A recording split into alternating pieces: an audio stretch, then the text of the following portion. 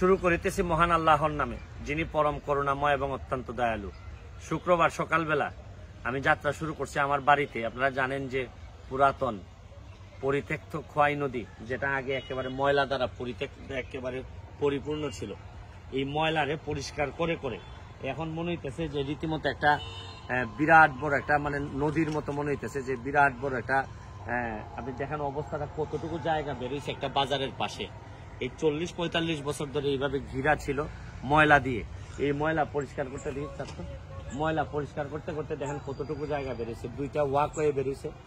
বেরোয় এখন শুধু এই জায়গাটুকু তো আপনাদের ভিডিওতে দেখা যায়, কিন্তু এই ব্রিজের ওই পাশে দেখো, ওই যে ব্রিজের ওই পাশে আরো প্রায় 1.5 কিলোমিটার জায়গা, আর এইদিকে দেখো এই ব্রিজের এদিকে প্রায় আরো 1.5 কিলোমিটার, 1 কিলোমিটার জায়গা, মোট 2.5 কিলোমিটার জায়গা উদ্ধার হইতেছে। এবং এই আমার নিজের সোনারঘাটের ইতিহাসে আমার কাছে মনে হয় এত বড় জায়গা এইভাবে কাজের জন্য। এখন দেখেন এই জায়গাটারে আরো আমরা এই এক্সকাভেটরের মাধ্যমে আমরা এটারে আবার খুঁড়ে এই রাস্তাগুলার আরো বড় করব, এবং এখানে সুন্দর বৃষ্টি হইলে পরে আসল চেহারাটা দেখতে পাবেন।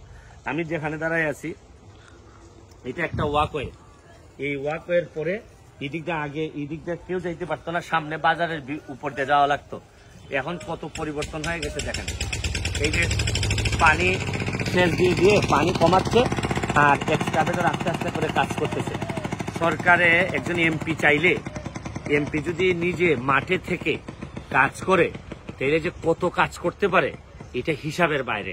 এই জন্য আমি মনে করি আইন প্রণয়নের সাথে সাথে আমাদের মতো এরকম দেশে আইন প্রণয়নের সাথে সাথে নিজের এলাকাটারে যদি ধারণ করে সততার সাথে যদি আপনি কাজ করেন তাহলে এলাকার বহু সমস্যা সমাধান করতে পারবেন। আর সমস্যা সমাধান না করে ঢাকায় বৈশা যদি সারাক্ষণ বসে থাকেন তাহলে কিন্তু এলাকার মানুষ কষ্ট পাবে। আর যার ফলশ্রুতিতে আমার জন্ম, এলাকার মানুষ কষ্ট পাইতে পাইতে এখন আমারে প্রায় 1 লাখ ভোট বেশি দিয়ে আমারে নির্বাচিত করছে। আমি চেষ্টা করে যাচ্ছি যে বারবারই বলি, যা পাইছিলাম তার চেয়ে ভালো কিছু রেখে যাবো, এবং এটার জন্যই একটার পর একটা কাজ করে যাচ্ছি। আমি ধন্যবাদ জানাচ্ছি এটার সাথে যারা সম্পৃক্ত, কোনো নগদ টাকা না দিয়েও নিজেরার মতো কাজ করে করে কিভাবে পরিবর্তন করে দিচ্ছেন আমাদের এলাকাকে। টাকা হয়তো ওনাদেরকে পরে দিব, বিভিন্ন এই সময় আসতে আসতে টাকাগুলো পরিশোধ করব, কিন্তু দেখেন সরকারিভাবে ঠিক এখনো বরাদ্দ দেওয়া হয় নাই। তারা বরাদ্দ পাবেন এই বিশ্বাসে, বা আমি টাকা মেরে দিব না এই বিশ্বাসে সবাই সবার মতো করে ইনভেস্ট করে কাজ করে যাচ্ছেন।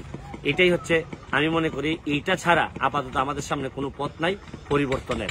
আর নাইলে বক্তব্য তো অনেক দেয়া যাবে। আজকের মতো বিদায় নিচ্ছি, ভালো থাকবেন, সুস্থ থাকবেন।